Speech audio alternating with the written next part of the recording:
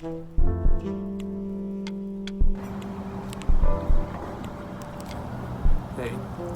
my name is Josh Wooten, and my group got assigned the book Originals, How Nonconformists Change the World.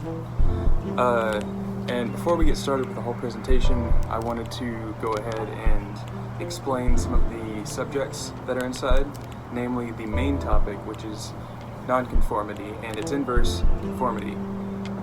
So, conformity, according to most sources, can be defined as the imitation of behaviors, beliefs, and values which are considered socially acceptable.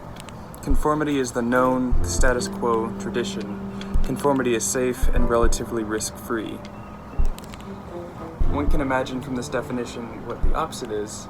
Obviously, if one thing is the status quo, if it's tradition, if it's the known, then nonconformity, according to some sources, is displayed to the degree that one's life path and character are shaped by behaviors, beliefs, and values which are chosen for person and authentic reasons. So, in other words, if you're like a contrarian or you just are rejecting social norms because they're social norms and not because you honestly don't agree with them, then I don't think that counts you as a nonconformist. And I don't mean to gatekeep, I don't mean to say this is invalidated or that's invalidated. This is just what I have read and what I've analyzed from the text.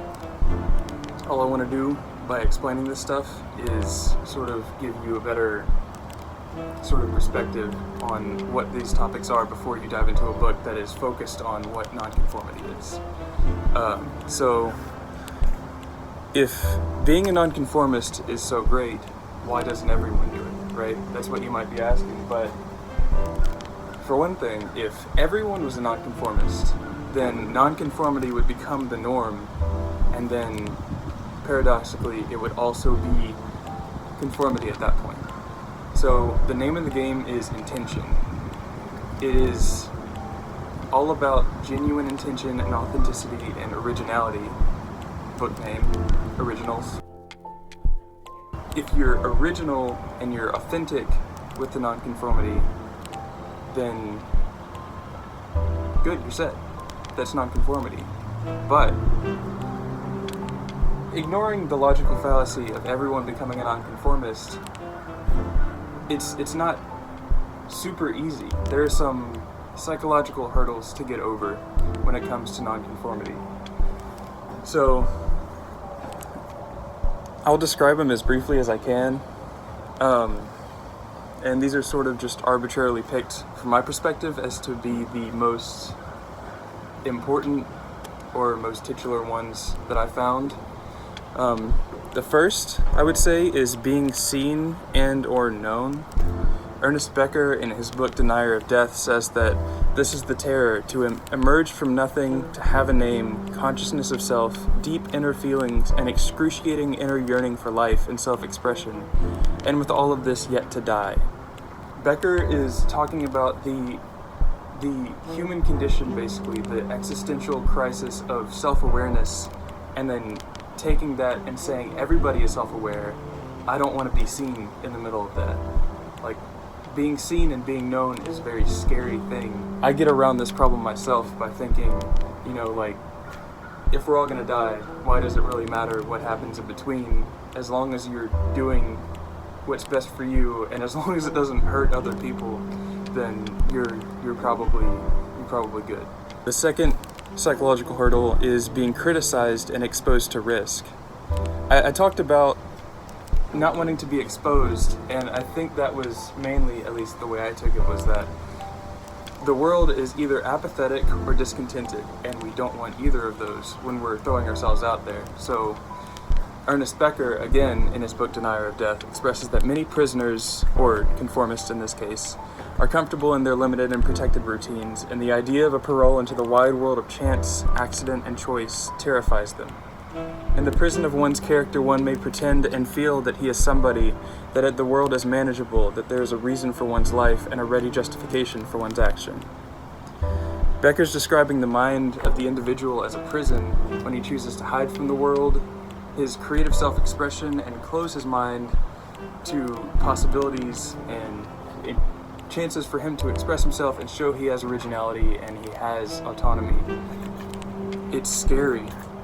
And you think that, like, it's just safer to stay in the background, to do what's known, and to not really worry about the self-expression part. If I can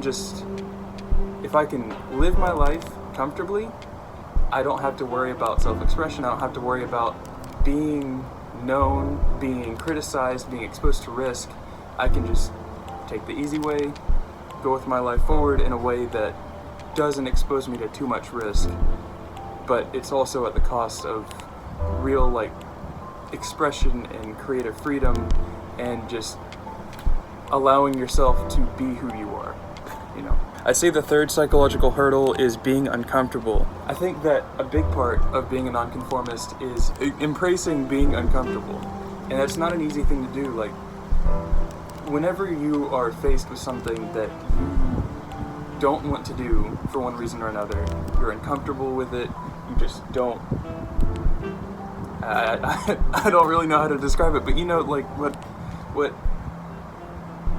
being uncomfortable feels like. One of my favorite authors, Virginia Woolf, described the perils of never taking chances to express your originality as once one conforms, once one does what other people do because they do it, and a lethargy steals all over the finer nerves and faculties of the soul, one becomes all outer show and inward emptiness, dull, callous, and indifferent. The main idea here is that comfort should come from asserting yourself, your existence, and leaving a good mark on the world rather than coming and going without so much as a footprint left behind. It's not easy to force oneself to be uncomfortable, but discomfort always precedes growth in some capacity, and it shouldn't be avoided. Growth is the main thing that we do as people naturally. Minimizing that feeling of being uncomfortable is going to limit your growth, and it will force you to sort of regress, to move with your life instead of progressing and moving forward in a direction that you want to move forward in, because I mean, we're going to move forward regardless, but moving forward in a way that you want takes you being uncomfortable every once in a while. And if you embrace that discomfort, and if you embrace not knowing what's going to happen, exposing yourself to risk, being uncomfortable, like I said, and also being seen and known by other people, which is hard. Like, none of these things are easy, and that's why I wanted to go over them, because all of the things talked about in the book report following this are going to talk about being original, and things like that, like, personally are hard, but doing things like this out in, like, New York or wherever you're starting a business, Silicon Valley, it doesn't matter. Like, expressing your originality in the face of a bunch of other people who have already made it, or a bunch of other people who are also trying to make it, and saying that I'm different, and having to show that you're different, having to express your originality, that's going to be the challenge. I hope that this explanation sort of helped you form a sort of analysis prior to the book report, and educated you just a little bit about what nonconformity is versus conformity. So, without further ado, this is Originals, How Nonconformists Move the World. The book, How Nonconformists Move the World, explores several concepts about the ideas of nonconformity and conformity, and how those ideas and concepts relate to leadership. Two particular concepts stuck out to me. The first of these, I think, could apply directly to Martin Luther King. He was perhaps the greatest example of nonconformity and leadership.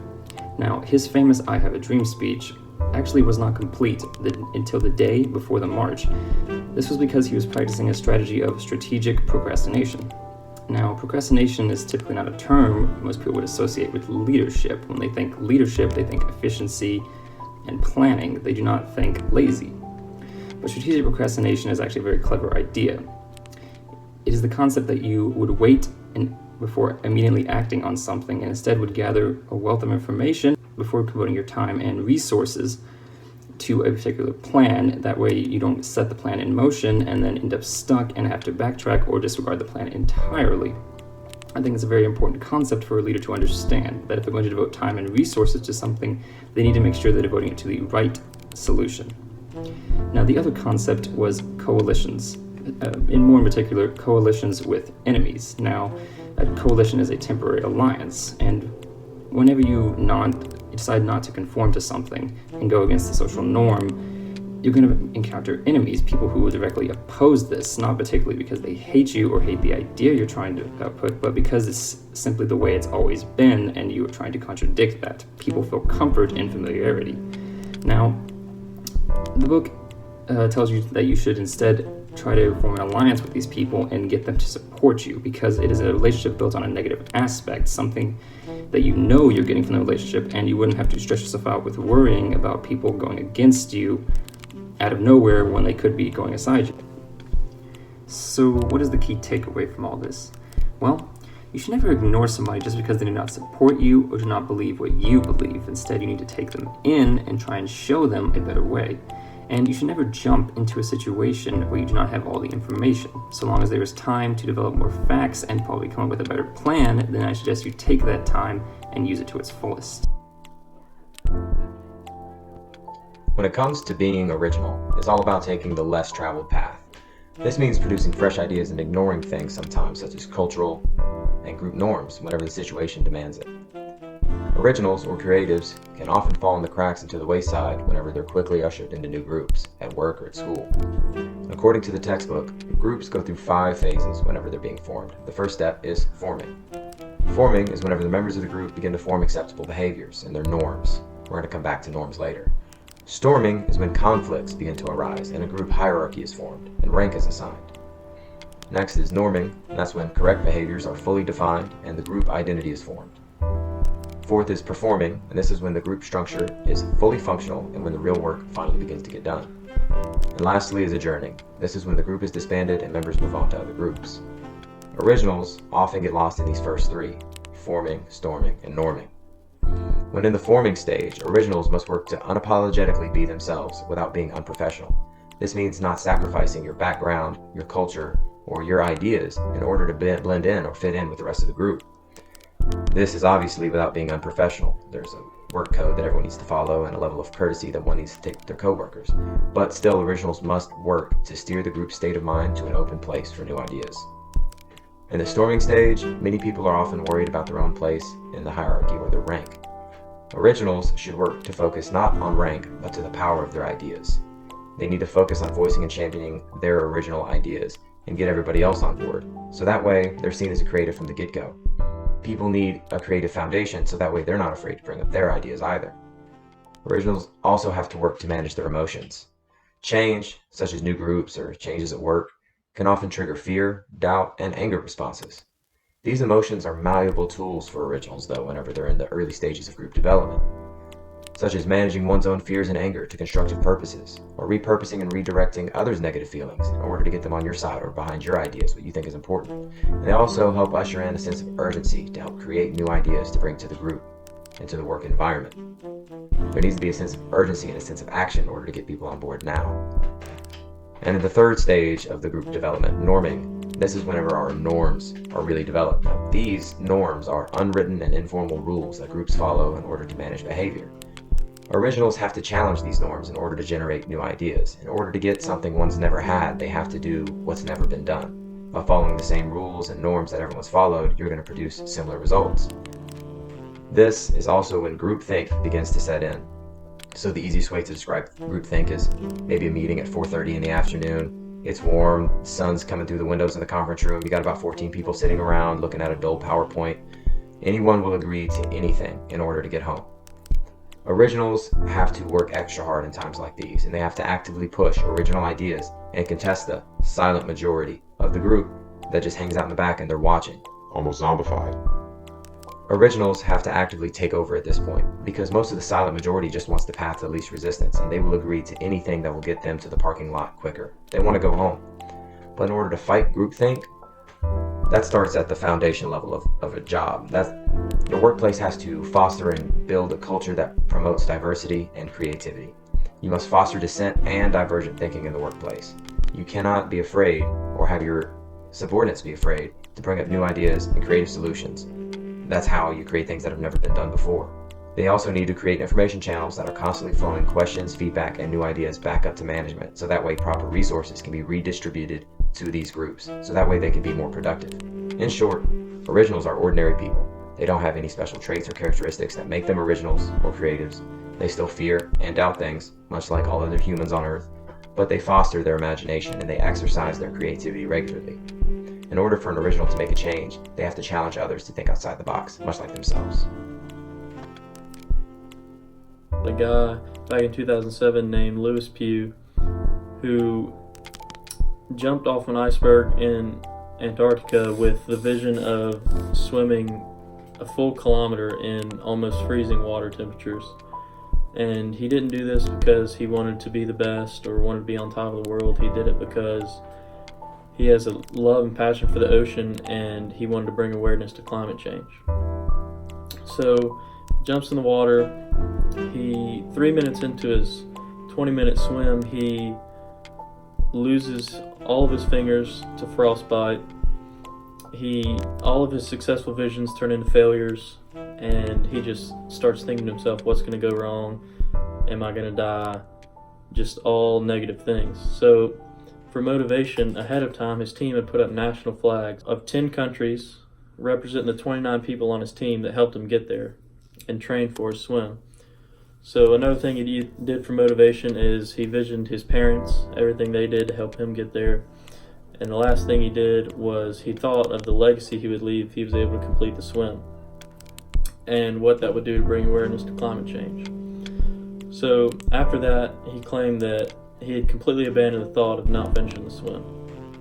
So 18 minutes and 50 seconds later, he completed a swim, and he had no long-term injuries. Now, how could this story relate to what I've learned in Management 360?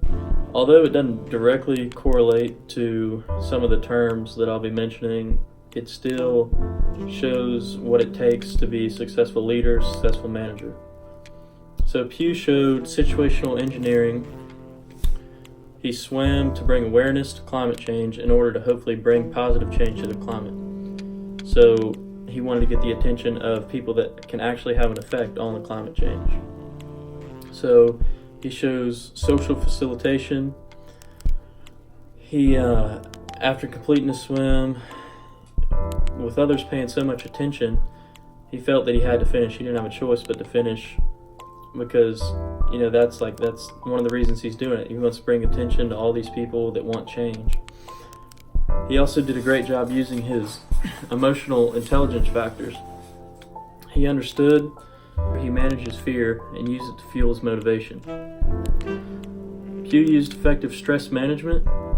He was threatened by what happened to his body, but he responded well, and he used that for more fuel, just add to the fire. He used attitude towards his work. So attitude's a big thing that we've talked about. It showed that he strongly believed in his cause and that he was doing it for a really good reason. And so you can also look at the Sarah model. So he gets in the water.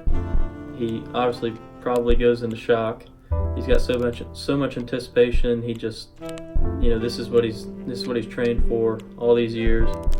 So he gets in the water. He's cold, goes into shock. Now, anger doesn't really come into play. I wouldn't say anger, but he was definitely feeling some type of reaction from the cold. And so rejection would be him and his negative thoughts. He's thinking he can't finish. And then acceptance. So the acceptance would be all the motivational factors that he thought of: his parents, his team, and his cause. And once he accepted that, then he was able to put all that behind him and finish the race.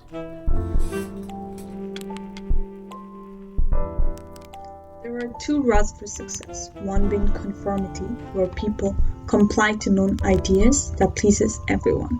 The other being originality, where originals risk criticism to formulate their new and rather uncomfortable ideas. It is a challenge to be original, where there's so much skepticism and cynicism surrounding you, due to which even the most future-oriented companies are prone to resisting originality. Hence, formulating a new idea isn't the only challenge that originals have to tackle. building credibility for themselves and their ideas is a must. Therefore, the question arises on how to build credibility and develop skills that are absolutely necessary to build trust and influence others to take up on the original's ideas. Starting with defining credibility. It is the ability to engender trust in others. Originals must have an expertise on the ideas that they have introduced. They must also build trust among peers by clarifying and communicating their values and building relationships with them. One way to do so is by building effective communication skills. With this skill, they'll be able to transmit and receive information with a high probability that the intended message is passed from the sender to receiver. Under effective communication comes the art of listening. Originals must be active listeners to utilize the feedbacks and constructive criticisms that they get from others. In simpler words, originals must argue like they're right and listen like they're wrong. Moreover, due to people generally wanting conformity, originals must portray assertive behavior, as this skill will enable them to stand up for themselves and their new and uncomfortable ideas.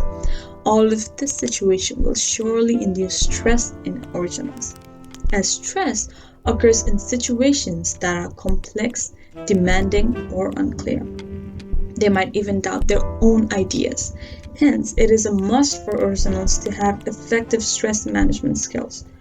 With this skill, they'll be able to easily access situations that challenges or threatens them. Furthermore, being able to make a positive change is a good set of skills for originals to have.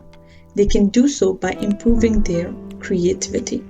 Brainstorming with the group will help induce creativity in them. They can use constructive criticism from others to have open expression of creative ideas, which will not only help originals build and grow ideas, but will also enable others to trust and implement their ideas.